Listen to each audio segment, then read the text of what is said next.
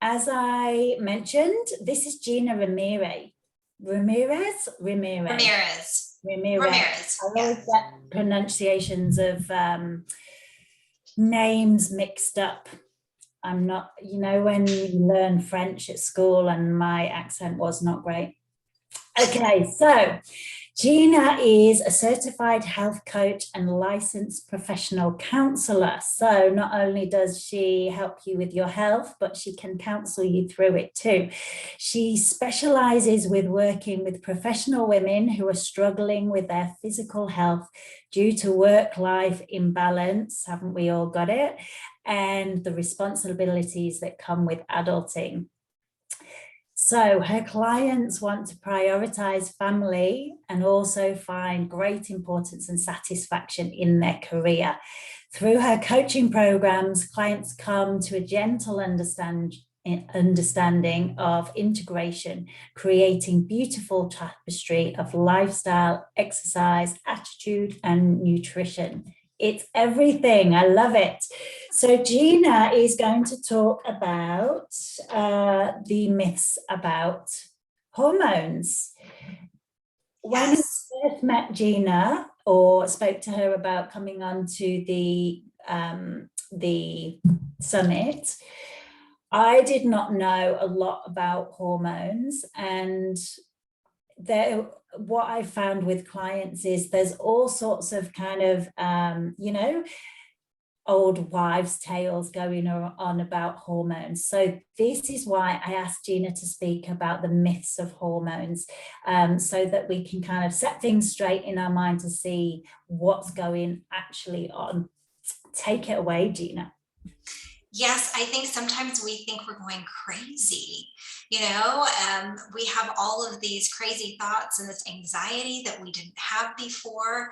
We're exhausted, have a lot of fatigue. I know for myself, this started, I would say, in my late 30s. I'm 47 currently. So this started probably in my late 30s that I was having all sorts of fatigue, and the mineral deficiency that Kim talked about. Fantastic presentation that she gave. She was spot on with that magnesium. I recommend it as well. But I was having all sorts of these deficiencies, and it was causing these symptoms, these headaches, heavy periods, all kinds of things that you see. And at one point I was so fatigued, I fell asleep driving on the highway going 70 miles an hour. And then my hair was falling out. You guys are talking about my hair, but I had huge holes in the back of my head with no hair. And you go to the doctor. Here's the thing, you guys, you go to the doctor typically for a 15-20 minute appointment, right? Because they don't, at least here in the US, I'm in Texas, by the way. So in the US, we have 15-20 minute appointments, and they're not asking you about your life, right? They're wanting to know your symptoms, because the job of the physician is typically to alleviate symptoms, and that's perfectly fine. That is their job, right? To alleviate those symptoms. But really, to get to the underlying cause, we need to dig a little deeper. And ladies, I want you to be your own health advocate here, understanding exactly what's going on. So that's a little bit about my story, and kind of what led me into health coaching in the first place was, yes, falling asleep driving and my hair falling out. And I was thinking there must be something wrong with me, right? I must be going through, I must have cancer or something awful. When in fact, no, this is a natural part of life. And I didn't know. I didn't know what I didn't know. So I'm thrilled to be here. Thank you very much, Vanessa, for having me. And I'm thrilled that you guys are here to hear all of these fantastic speakers, because we don't know what we don't know. And myth number one, I wrote these down so I wouldn't forget, is that it's going to hit you hard. Right? You watch your mom, your sisters, your friends going through the change, and we think, oh my gosh, it's going to be horrible for me, or it is horrible for me. If you're starting from a sick place, let me just start with that. If you're starting from, I'm already having, issues before you get into that late 30s, then yes, it might be a little bit more difficult. So no matter what age you are, ladies, you can start from where you are, but if you are closer to your mid-30s, I'm going to say clean it up right now so that it doesn't hit you hard when you get into the late 40s and 50s. And also, I want to say, people look at this time of life as either this is a new beginning for me, like I can leave those periods behind. I don't have to take care of little kids anymore. This is going to be fabulous, right? Or there's a grieving process that's kind of happening. You're losing that ability to have kids, and your kids are going away, like you're empty nesting. So there might be a little bit of a mix of both. But Dr. Bryden talks about this being a second puberty. So not only is it a new springtime, I've heard it called new springtime, but it's also a second puberty where things are going like this as far as hormones, just like when we were 13, 14 years old. So lots of ways that we can look at this, but it doesn't have to hit you hard. The second one is weight gain is inevitable. I hear that one a lot. Again, you look at your friends, you look at your mom, sisters, and maybe they've gained a little weight, especially around the middle. We have to talk about cortisol, which is that stress hormone, and insulin, which relates to sugar. If you can get the stress and your sugars, your blood sugar, blood glucose level under control, you will have a much better time managing your weight. Is anybody in here struggling with their weight? You can just give me a hand raise. Yeah. It's like we're doing everything that we've been doing our whole lives, and something happened. You think, what the heck? I haven't changed my diet. I'm still exercising. Pretty soon, all I'm going to be able to eat is a tomato, and I'm still gaining weight. Like you can't understand it. Well, again, let's look at the stress, what's going on with your life. And typically this time of life can be stressful. It can be a little bit stressful with work. Maybe you're taking care of some aging parents. Your kids, like I said, may be transitioning and leaving the house depending on how old they are, or you're just busy. You're busy. And so taking care of your stress level, bringing all of that down, deregulating, maybe you're using meditation to do that, having a sacred space, a quiet space. I'm way into getting some quiet time with yourself so that you can calm down, because that cortisol level doesn't need to stay up here. That is going to lead to weight gain. And also looking again at your glucose level, your blood glucose level, check that out, because if it remains high, again, you're going to run into insulin resistance, which later could lead to diabetes. 1 in 3 people in the US will get diabetes in their lifetime. Crazy statistics here in the United States. And we are dealing with obesity and weight gain as well. So really looking at what are you eating. I really like intermittent fasting for this age group, people going in perimenopause and into menopause.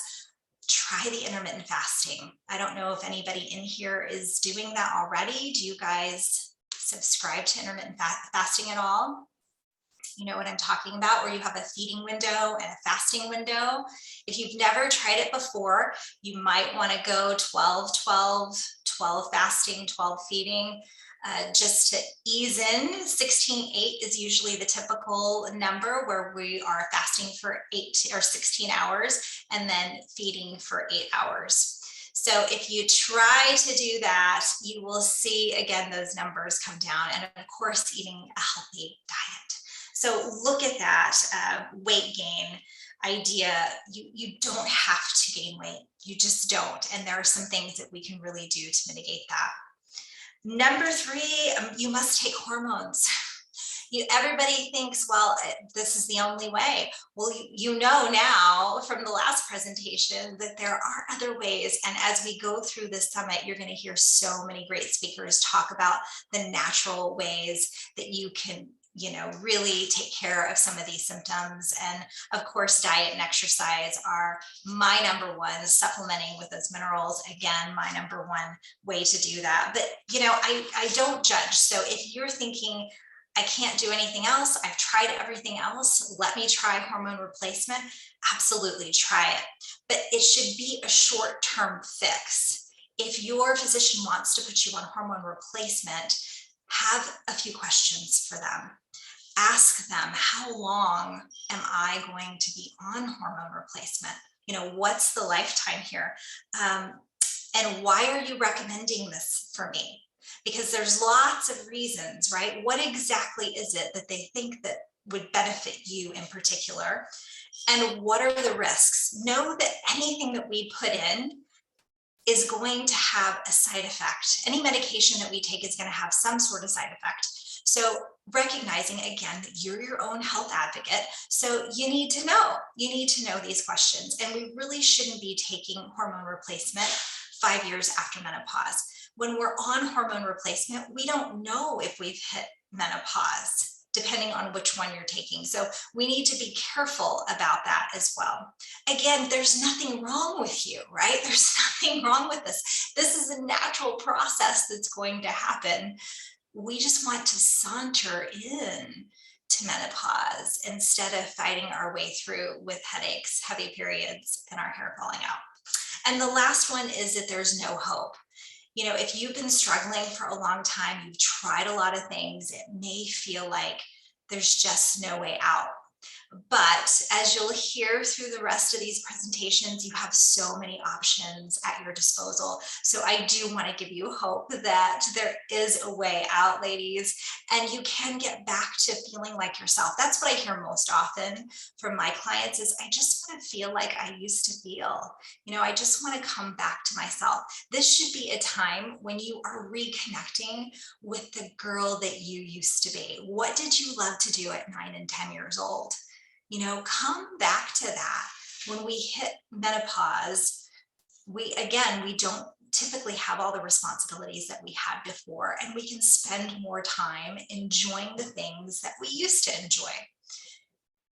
Any questions around any of this?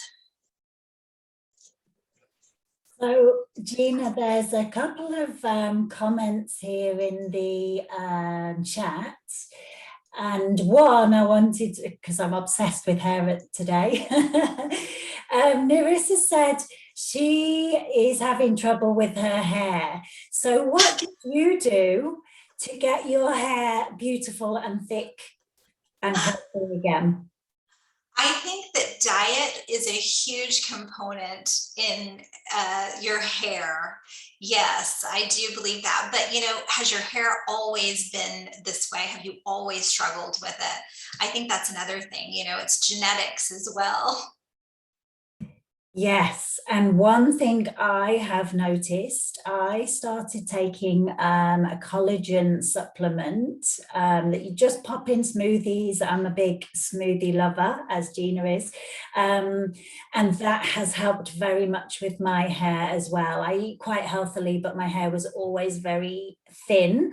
And went through a little bit of a funny stage of going crazily frizzy for some reason. So it definitely is diet, stress, and collagen for me, definitely. Omegas are another great one. Yes. If you aren't taking an omega supplement, I would recommend that. Biotin is another good supplement for hair and nails. But I think omegas are really great for your hair and nails too. Mm-hmm. Now there's another comment. I stress because I'm not losing weight no matter what I do or try. One thing there, try not to stress because the stress will cause you to keep the weight on. Gina will talk a little bit about this, but also Kylie this afternoon will talk about this. Yes, absolutely. I don't know what you've already tried before, but if you haven't tried the intermittent fasting, like I said, it is a fantastic way, I think, to get those blood glucose levels under control. Maybe you've got some insulin resistance going on. I always say test, don't guess. So if you haven't been to your physician recently, go ahead and get your blood work done. Just take a peek and see where you are baseline. Try again the intermittent fasting. And when you're doing the intermittent fasting, that you're eating very healthy, right? Because if your goal is to lose weight, then the idea of intermittent fasting is just feeding and fasting, right?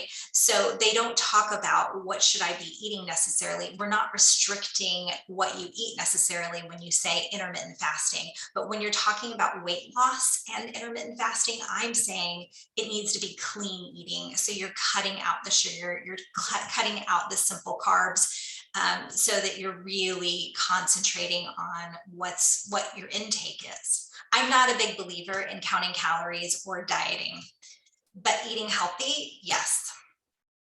I'm totally with you, Gina. And I'm sure everybody probably will have been in a situation where they have tried to diet, tried to count calories, tried to do, whatever it is to lose weight. And what really helps is just listening to your body and going, am I really hungry, or is it an emotional need that I need to eat, or a stress need that I need to eat, or a boredom need? It's a little bit tricky to get there and be able to listen to your body so well, but dieting definitely will not help. It needs to be healthy eating that will fit into your lifestyle, doesn't it? Absolutely.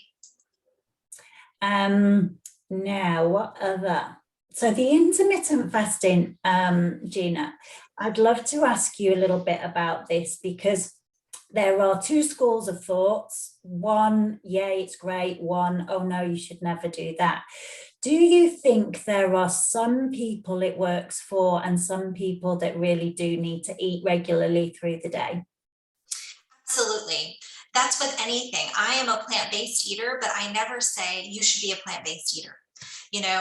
Because some people need the meat protein, the animal protein. So whatever works for you, you should do it. And my biggest thing is experiment. Like I said, if you've never tried it, try it. Try it, see how it works for you. See if it feels good. We're always check in with your body, see what it feels like for you. Really be in touch with that. But yes, I absolutely agree. And similar to what we've been talking about before, is that experimenting with things and having fun with things. Because I think at this time in our life, we are so much into, if you've had a career, you're into your career. If you have family, you're into your family. If you have both, I don't know how you have both, but you're into all that. If you've got your own business, that is stressful, even though you love it so much.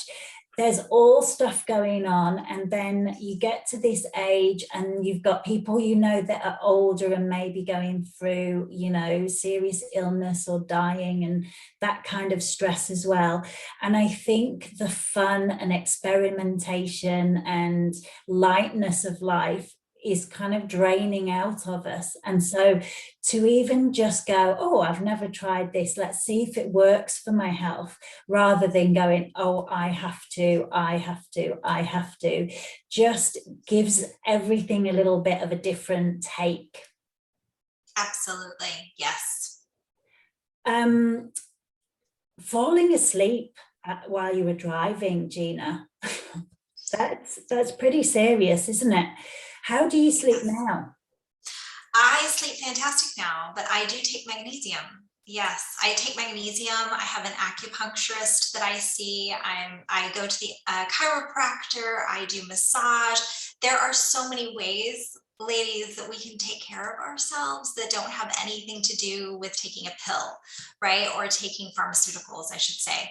So there's all kinds of different ways, yes, that you should be looking into taking care of yourself, because oftentimes this is, again, the time of life where we put ourselves on the back burner is what I see a lot of, and we're taking care of everybody else's needs, because as moms and as women, I think we tend to do that. We tend to take care of everybody else and put ourselves last. And if you've been doing that for years, maybe your adrenal glands are shot, that you've been doing this for so long, you've been stressed and in this state of maybe produce productivity for so long that yes, that fatigue, fibromyalgia is typically diagnosed in perimenopause.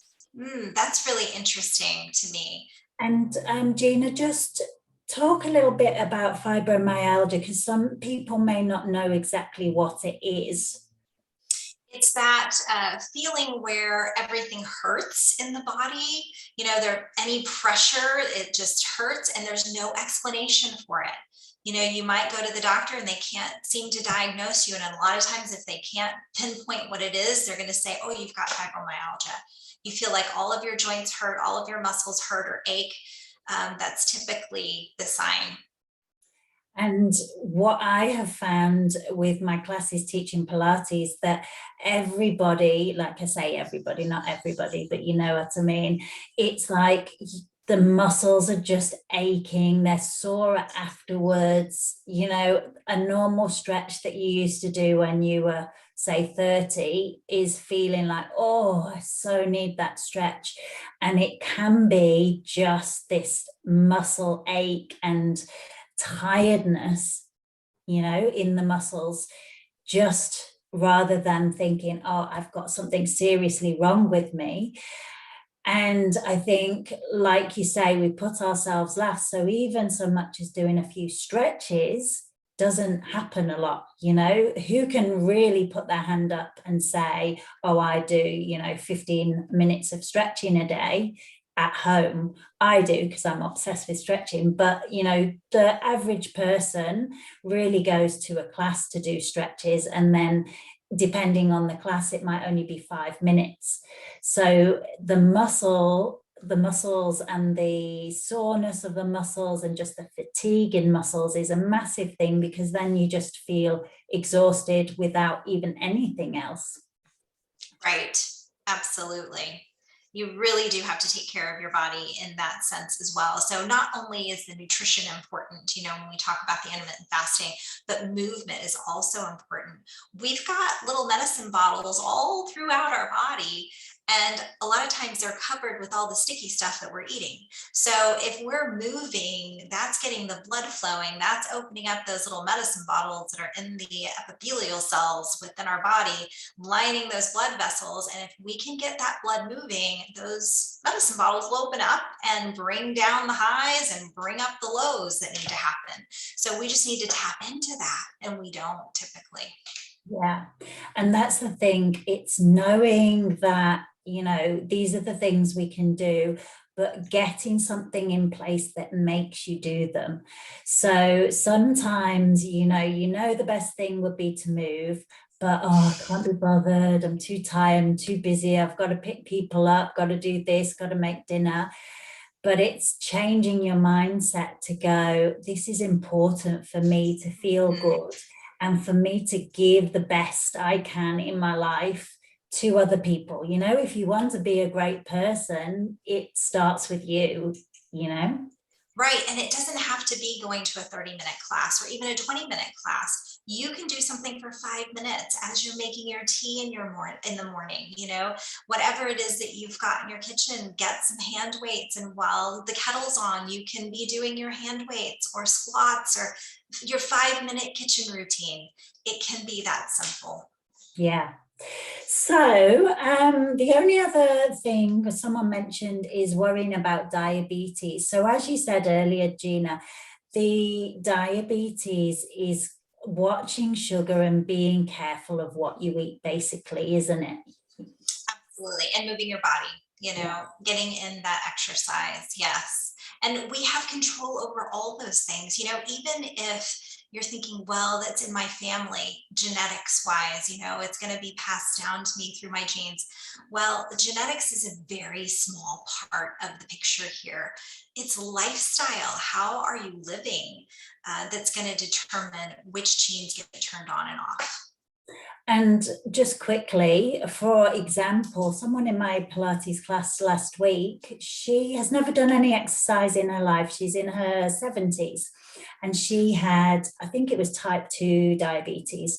And she said it's gone completely from just doing, she does 3 classes a week and nothing else in her life has changed. So it just goes to show that that movement is so important to our bodies. Absolutely, yes. Fabulous. So, Gina, tell us how we can contact you and a little bit about the gift that you did mention before. And I will send everything out to everybody, but just so that they know in case they want to ask you any questions. Yes, you can find me at wellnesswithgina.com, which is my website, and there's a contact form there, and you can see a little bit more about what I do and some of the offers that I have. And the free gift is a perimenopause quiz. So if you think you might have some of those symptoms, especially the ones that Kim put up there for you guys to see, and I know some of you were like, oh no, I'm seeing all sorts of that. Yes, I've got this and this and this. This will be a quiz that you can actually check off, and it'll give you some suggestions there as well. Fantastic. Thank you so much. I will sign off from you now, Gina. We will see you in the Facebook group in the weeks to come. So think of your questions, everybody. Get them written down for Gina. She's got so much wealth of information and we need to use it. See you later.